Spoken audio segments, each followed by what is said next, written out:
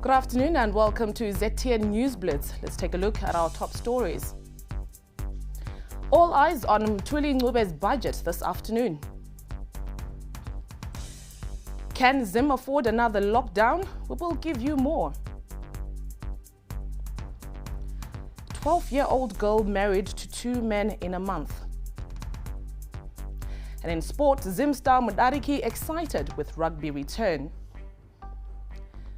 Zimbabwe's Finance Minister Professor Mthuli Ncube will this afternoon present the 2020 midterm fiscal review statement at a time the country is battling inflationary pressures and the COVID-19 pandemic. While most expect the Treasury Chief to proffer measures for currency stability, industry is holding a collective breath amid indications the country may go into total lockdown over the next few days to arrest the COVID-19 surging curve. Economist John Robertson said the Treasury Chief needed to focus on bringing stability to the exchange rate. I think the Minister will concentrate on finding ways to stabilise the exchange rate. So he's got to find ways of increasing exports, reducing imports of things that we can produce for ourselves, and somehow building some confidence into our use of the local currency. If he fails to generate confidence, then we're all going to be looking for US dollars.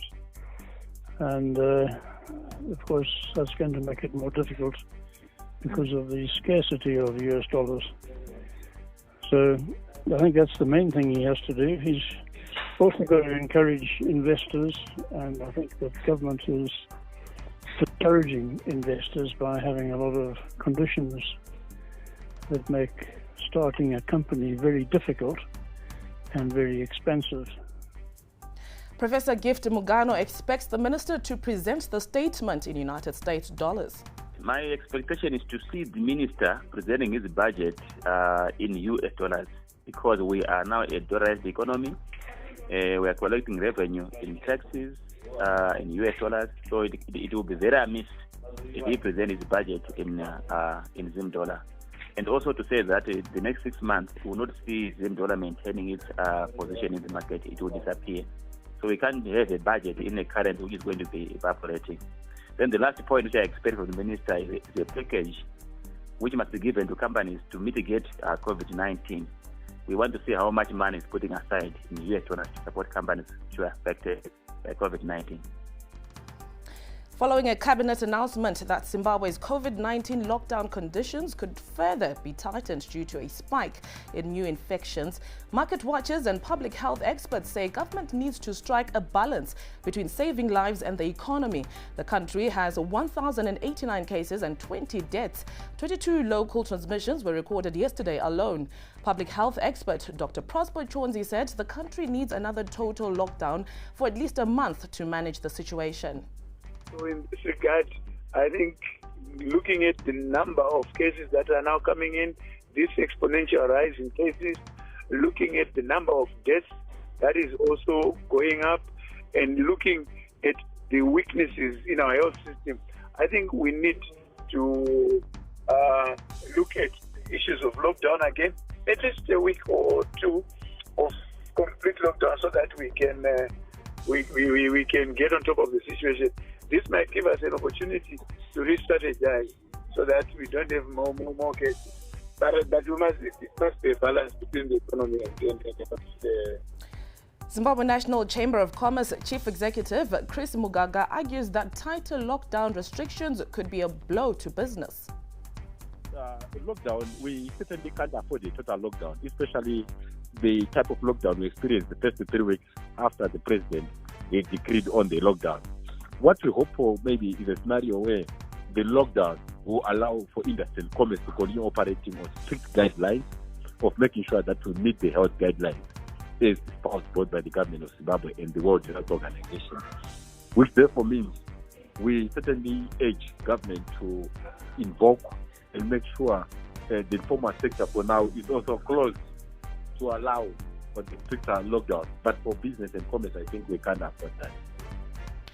The Zimbabwe National Chamber of Commerce has predicted that 75% of casual or temporary formal jobs are set to be lost as businesses lay off workers during another lockdown. Additionally, the business member body expects the tourism sector to be hardest hit, as it is expected to shed almost 25% of the total formal sector employment, followed by the manufacturing sector. ZNCC report float page 6, economist John Robertson pointed out that business has already suffered a downturn in turnover and profits, and a stiffer lockdown could worsen the situation. Well, it certainly will be very difficult for the businesses who will not be able to get their staff into the factory, into the shop, whatever it is. And I know they've already suffered a very serious downturn in turnover and in profits. So I think it will be very painful for business. But I suppose people will find a way to survive. There may be some who can't survive this. So I think by the end of the year, it's going to be a very different economy. Equities analyst Kuzanai Sharara also added his voice to the matter. It's really a tough call. Looking at the economy right now, we are expecting a GDP decline of about 15%.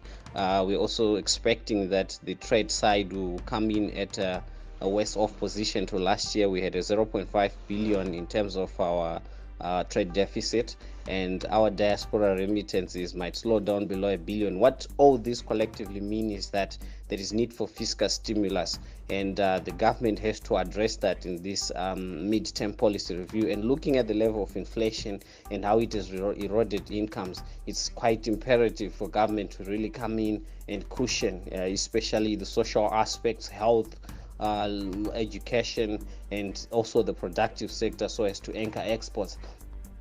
Patients seeking treatment at Harare City Council-run health facilities will now pay medical fees in United States dollars or equivalent Zimbabwe dollars at the prevailing foreign currency auction rate. The local authority announced the new fees structure today. Consultation fees for adults have been pegged at 5 United States dollars, while children will pay 3 United States dollars.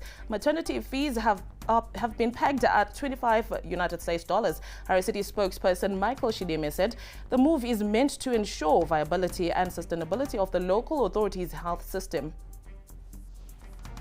We have pegged our clinic and hospital consultation fees at 5 US dollars for adults, 3 US dollars for children, and our maternity fees at US $25 for the whole duration of the maternity period.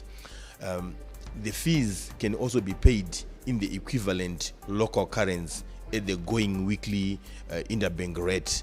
So it means in terms of the local currency, the monies could be varying every week depending on the prevailing interbank rate for that week. We have pegged our fees in the US dollars to ensure the viability and sustainability of our health systems, so that we continue providing world-class health services to our residents.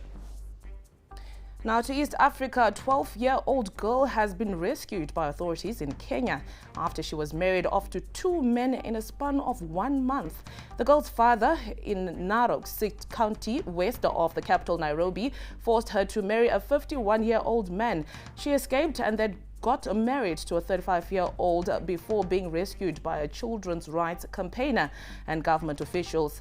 In Kenya, marrying someone who is under 18 years of age is a crime. A children's rights campaigner said he was tipped off about the girl when he was in the process of rescuing another girl. Now moving on, billionaires Elon Musk, Jeff Bezos and Bill Gates are among many prominent US figures targeted by hackers on Twitter and an apparent Bitcoin scam. The official accounts of Barack Obama, Joe Biden and Kanye West also requested donations in the cryptocurrency. Twitter said it was a coordinated attack targeting its employees with access to internal systems and tools. It added that significant steps were taken to limit access to such internal systems and tools while the company's investigations are ongoing. Official figures indicate the number of workers on UK payrolls has fallen by 649,000 between March and June.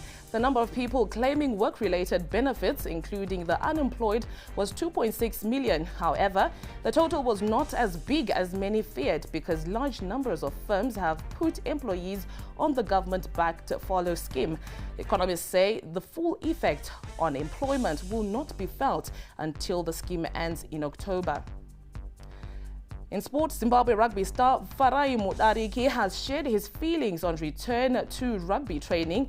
The prop who turned out for England side Worcester Warriors told ZTN things will soon get into shape. Yeah, it feels really good to be back in training.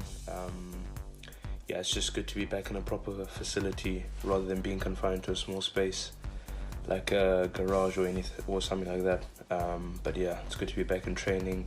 Also seeing some teammates you haven't seen in the last 3 months. That's been really cool to catch up and see what we've all been up to during the lockdown period.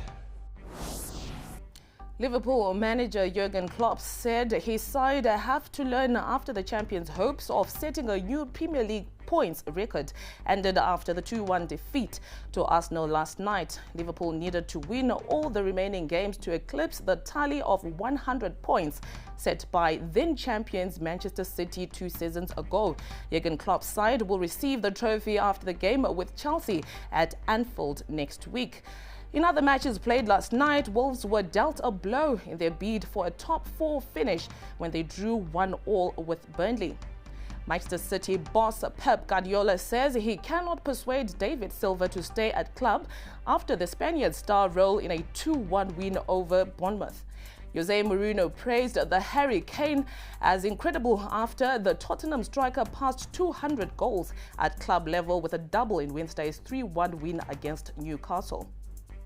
And that's all we had for you on ZTN News. We are back again tomorrow. Thank you for watching.